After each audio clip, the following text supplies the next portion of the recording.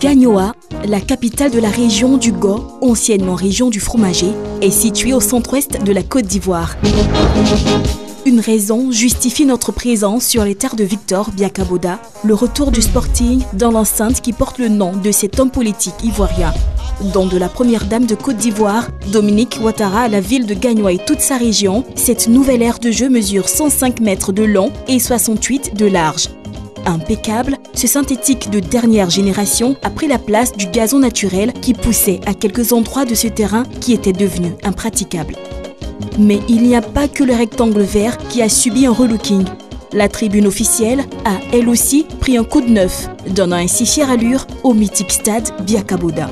Comment le stade qui accueille les matchs du Sporting Club de Gagnoa est devenu aujourd'hui celui qui possède la pelouse la plus praticable du pays. Le président de la formation sportive du Fromager raconte l'histoire de l'acquisition de cette pelouse qui fait rêver toute une région. C'est une petite histoire, je vais dire que c'est un coup d'idée et puis par la grâce de Dieu, nous sommes sortis victorieux parce que lors de la visite d'État, je suis allé voir mon père, le maire Baba Medji, et je lui ai suggéré de mettre l'acquisition d'une pelouse synthétique, une demande de pelouse synthétique dans le livre blanc. Je pense que je n'ai pas été à la réunion des cadres. Donc je lui ai dit comme ça, papa, je voulais faire une banderole pour demander une pelouse synthétique au président de la République. Il m'a dit que c'était une bonne idée. Et puis après, j'ai vu que vraiment le président allait être sollicité. Et je l'ai appelé encore pour lui dire, papa, je préfère qu'on laisse le président, mais qu'on attaque la première dame. Il a dit, ok, vas-y. J'ai fait une banderole comme ça de 12 mètres. Et avec sa photo, je lui ai demandé une pelouse synthétique. Et Dieu voulant, je pense qu'elle a accordé notre doléance.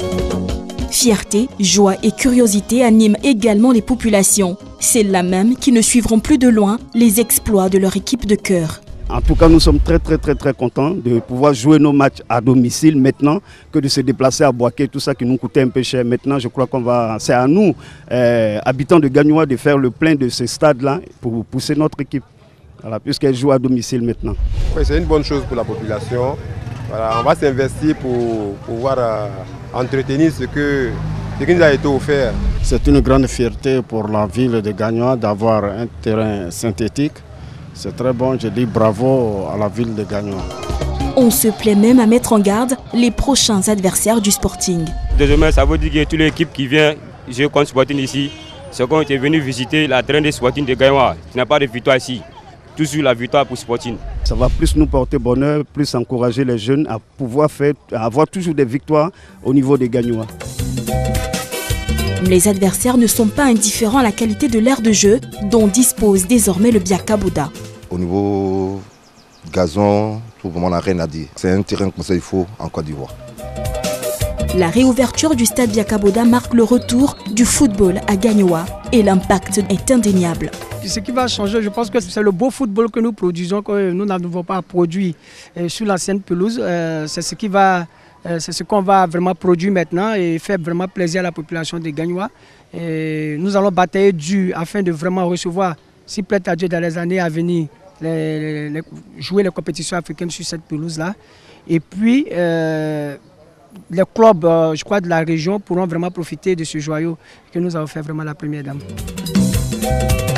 Contrairement aux informations véhiculées par certaines sources, la réouverture du stade Biakaboda n'a rien d'une inauguration. En effet, la Fédération ivoirienne de football a confié à Dimanche de Foot que les travaux se poursuivront à certains endroits, notamment dans la main courante pour donner un visage encore plus reluisant au stade.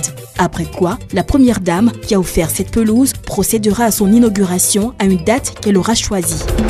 En attendant, le nouveau Biakaboda a déjà fait une victime, l'Africa Sport. Lors de la 8e journée de la Ligue 1, les Aiglons ont laissé des plumes sur le synthétique de Gagnoa.